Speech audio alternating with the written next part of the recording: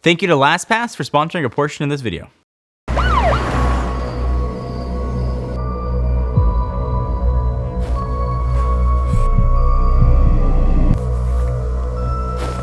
can't get my phone.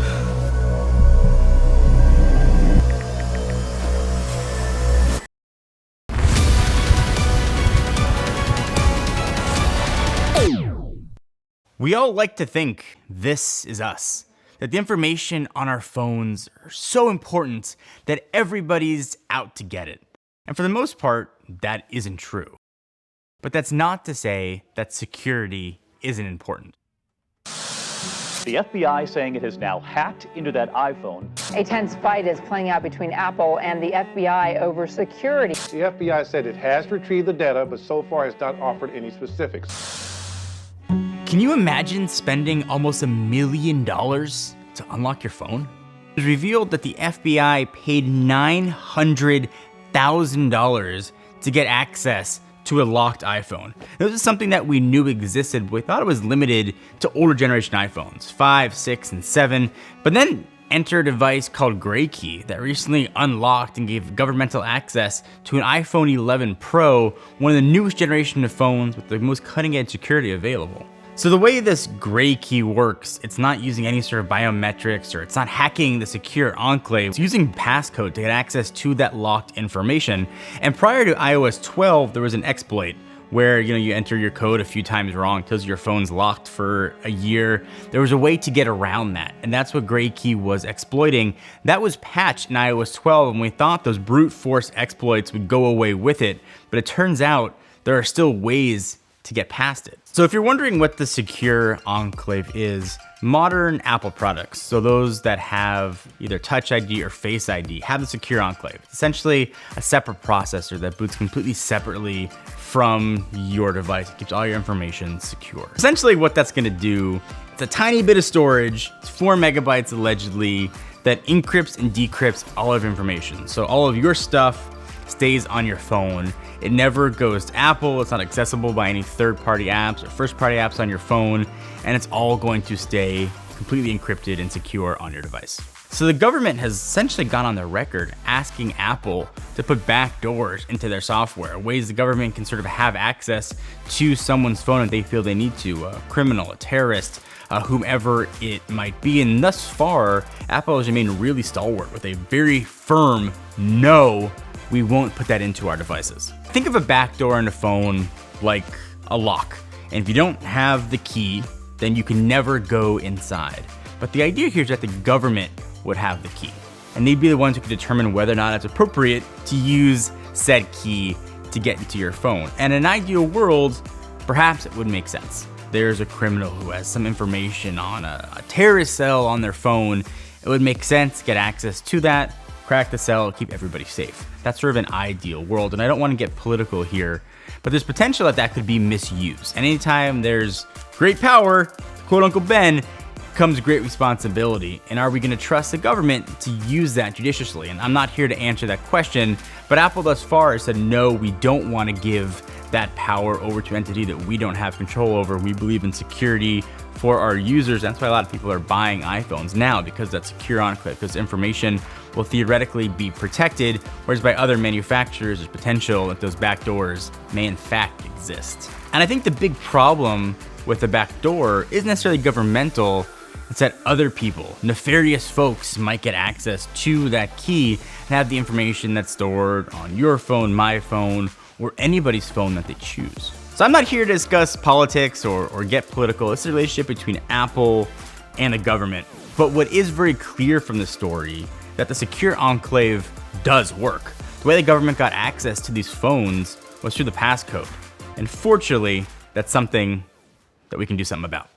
So before we continue with the video, let me tell you a bit about our sponsor, LastPass. Remembering passwords is a pain, and in this age of security consciousness, it's important to have longer, more secure passwords. And LastPass is the perfect answer for that.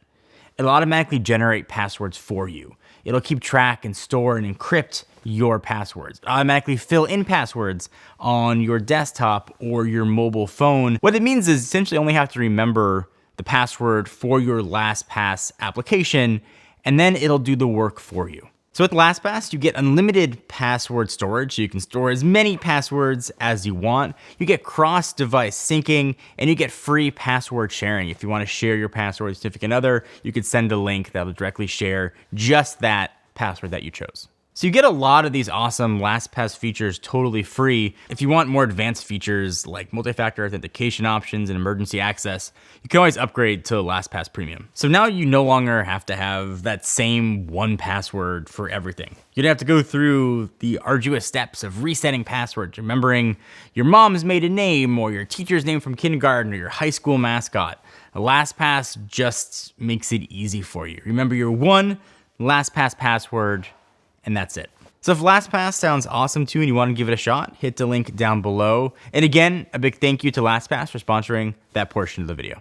If these systems are using brute force, the best way to combat brute force is kind of with brute force yourself. Make your passcode as long as possible. Apple gives you the option to set a 6-digit passcode. You can do that. If you want to go even a step further, you could change that passcode every week or month. You could also set up an alphanumeric passcode where you could set up a word or a combination of letters, symbols, and numbers to make it even more secure. You have the tools built right in your phone to combat these brute force style attacks if you just know where to look and how to set them up.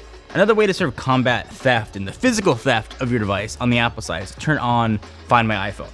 So you can remotely wipe your phone if somebody steals it. If somebody tries to activate your phone after they reset it, you can get alerted, you can find where that phone is at. So obviously you can do tracking on it. It just gives you a lot of control over your phone, even when it's not physically in your hand. And there are other things you can do, things like two-factor authentication. That is definitely not unique to Apple. It works on Android. A lot of third-party apps and websites use two-factor, and different ways you can do it. If you want to log in, you know the password, it'll text you a code to your phone, another layer of security. You could use third-party authentication apps where you have a security key. You could have to use another device to authenticate a second device. It just gives you another layer of protection, another factor to keep your information secure. So Face ID and Touch ID are really nice security measures, but there could be times where you're worried that somebody without your knowledge or permission might unlock your phone with your face or your thumb. There's something very easy you can do to eliminate that worry. Just go through the motions of turning off your phone essentially. Hold down the power button, the volume button, until you get the screen that prompts you to slide to power off. Now don't power it off, but from this screen, the only way to get back to your phone is with the passcode. It turns off Touch ID and Face ID here. The general school of thought is that the iPhone has been more secure than Android. And that's not to say there aren't Android devices that are equally secure, but because there's so many different variants of Android, different manufacturers, different carriers, different skins, different Android versions that are being supported, the level of security that Google can offer isn't as consistent as Apple. And one of the knocks people give Apple is sort of their walled garden.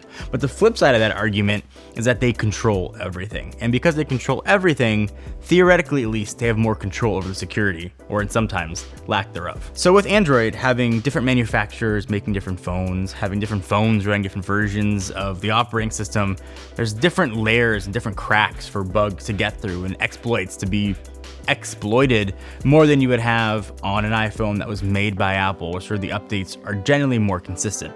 Now, perhaps the exception to that would be something like the Pixel, where Google is regularly pushing out these security updates. And when you get these updates, they don't seem like flashy new features generally. They're just security updates, but those do big things behind the scenes to keep your phone generally more secure. Perhaps one of the benefits of Android, the openness of it, that apps can be installed outside of the Play Store, sometimes is awesome and amazing and unlocks new features, but sometimes you don't get the security of the apps being scanned by Google and you could end up in a lot of security trouble.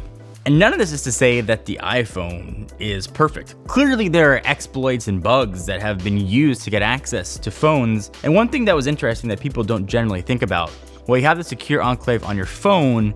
Are you doing iCloud backups? Are you sending all your information to the cloud where that secure enclave doesn't exist, where Apple does have access to your data and they have given that information over to government agencies? If any of that sounds scary to you, like everything we've talked about, there are ways to protect yourself and ways around it.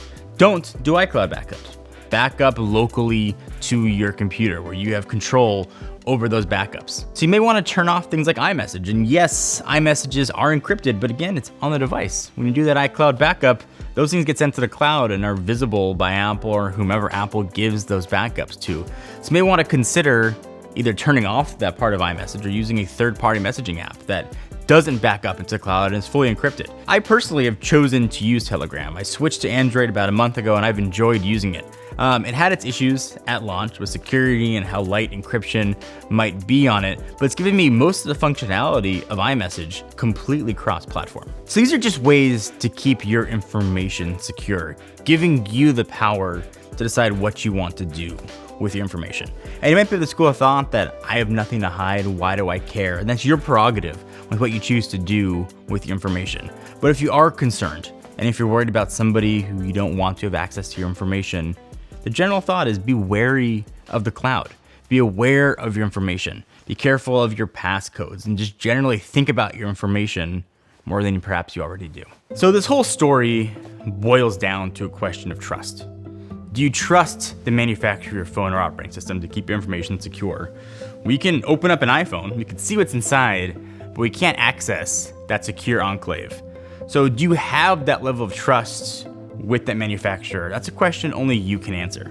Perhaps a bigger level of concern is significant other or somebody unlocking your phone with your face or finger, perhaps while you're sleeping or not paying attention.